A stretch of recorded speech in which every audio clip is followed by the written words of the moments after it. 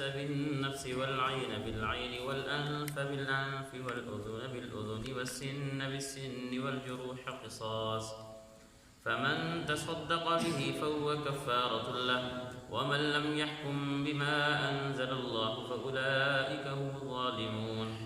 ترجمہ، اور ہم نے اس تورات میں ان کے لیے یہ حکم لکھ دیا تھا کہ جان کے بدلے جان، آنکھ کے بدلے آنکھ، ناک کے بدلے ناک، کان کے بدلے کان، دانت کے بدلے دانت، اور زخموں کا بھی اسی طرح بدلہ لیا جائے گا۔ ہاں، جو شخص اس بدلے کو معاف کر دے تو یہ اس کے لیے گناہوں کا کفارہ ہو جائے گا، اور جو لوگ اللہ کے نازل کیے ہوئے حکم کے مطابق فیصلہ نہ کرے وہ لوگ ظالم ہیں۔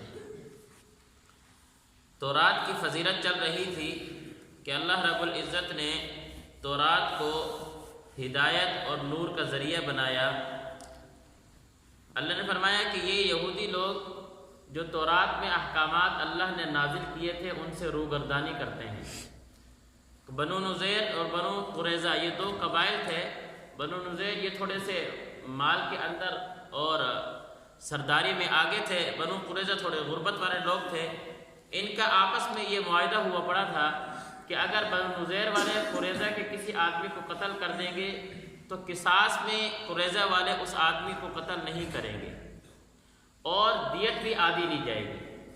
لیکن اگر بنو نذیر کا کوئی آدمی قتل ہو گیا، قریظہ کے کسی آدمی نے قتل کر دیا نذیر کے کسی آدمی کو، تو یہ قصاص بھی لیتے تھے اور اگر دیت لی جاتی تو دیت بھی پوری لی جاتی تھی۔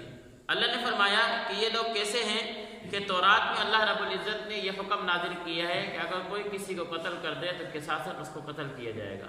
یہاں کوئی مالدار قتل ہو جائے تو اس کو قصاصاً قتل نہیں کرتے، اور اگر دیت لینے کی باری آئے تو دیت بھی آدھی لیتے ہیں۔ یہ لوگ اللہ کے احکامات سے روگردانی کرتے ہیں، حالانکہ اللہ فرماتے ہیں کہ تورات میں ہم نے یہ احکامات نازل کیے تھے کہ وَكَتَبْنَا عَلَيْهِمْ فِيهَا أَنَّ النَّفْسَ، کہ اگر کوئی آدمی کسی کو قتل کر دے تو اس کے بدلے میں اس کو قتل کیا جائے گا، اور والعین بالعین، اور اگر کوئی کسی کی آنکھ نکال دے تو اس کے بدلے میں اس کی آنکھ نکالی جائے گی، والانف بالانف، اور اگر کوئی کسی کی ناک کاٹ دے تو اس کے بدلے میں اس کی ناک کاٹی جائے گی، والاذن بالاذن، اور اگر کوئی کسی کا کان کاٹ دے تو بدلے میں کان کاٹا جائے گا، والسن بالسن، اور اگر کوئی دانت نکال دے اس کے بدلے میں دانت نکالا جائے گا۔ اللہ فرماتے ہیں یہ احکامات ہم نے سارے تورات میں نازل کیے ہیں۔ یہ لوگ چھپاتے ہیں، روگردانی کرتے ہیں۔ والجروح قصاص، اور یہ زخموں کا بدلہ اسی طرح لیا جاتا ہے۔ یعنی یہ جو احکامات اللہ نے یہاں نازل کیے یہ تورات میں نازل کیے گئے تھے، اور یہ وہ احکامات ہیں کہ جن کا بدلہ لیا جا سکتا ہے۔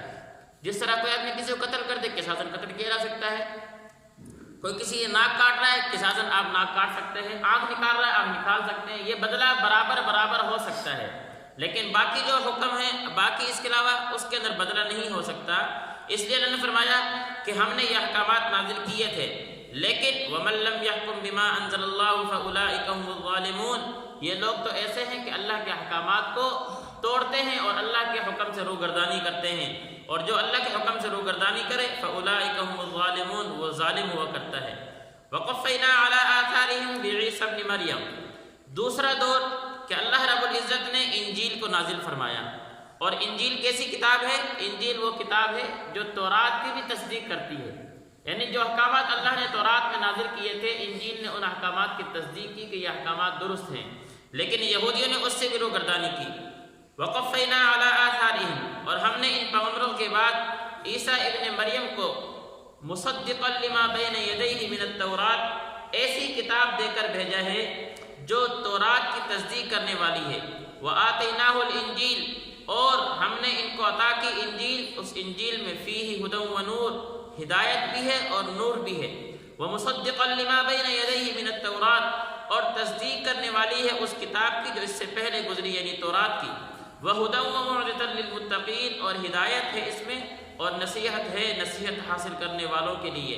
وَلْيَحْكُمْ أَهْلُ الْإِنْجِيلِ بِمَا أَنزَلَ اللَّهُ فِيهِ، اور انجیل والوں کو چاہیے کہ اللہ نے اس میں جو کچھ نازل کیا ہے وہ اس کے مطابق فیصلہ کریں۔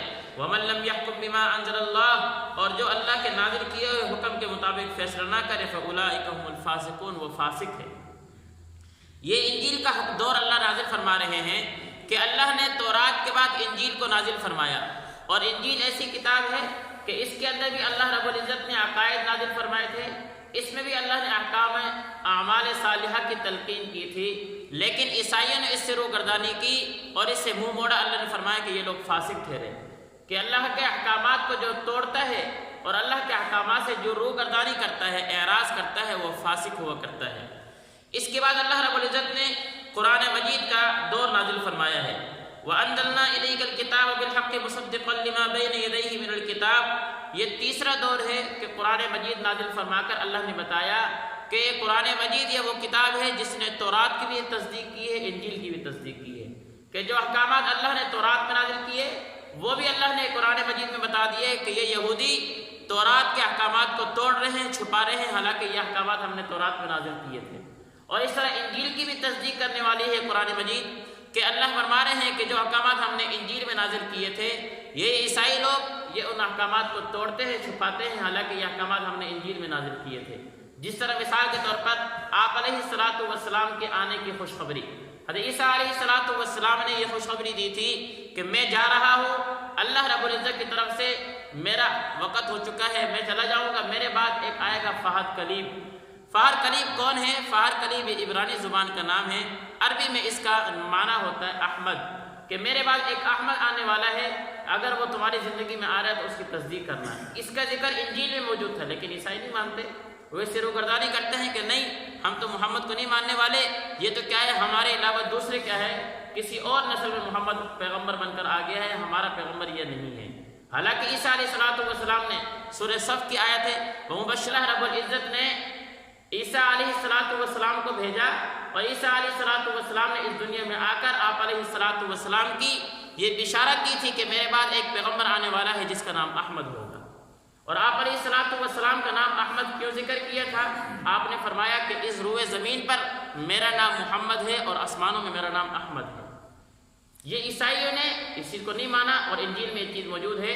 تو اللہ نے فرمایا تیسرا جو دور آیا ہے قرآن مجید کا، اس نے تورات کی بھی تصدیق کی ہے اور انجیل کی بھی تصدیق کی ہے، اور قرآن مجید نے ہی تورات اور انجیل کے احکامات کو محفوظ کیا ہے۔ یہودیوں نے بھی تورات کو رد و بدل کر دیا، تحریف کر دی اس میں، اور عیسائیوں نے بھی انجیل میں رد و بدل کر دیا، تحریف کر دی ہے۔ تورات اور انجیل کے احکامات کی اگر کسی نے حفاظت کی ہے تو وہ قرآن مجید ہے۔ اللہ ہمیں سمجھنے کی توفیق دے۔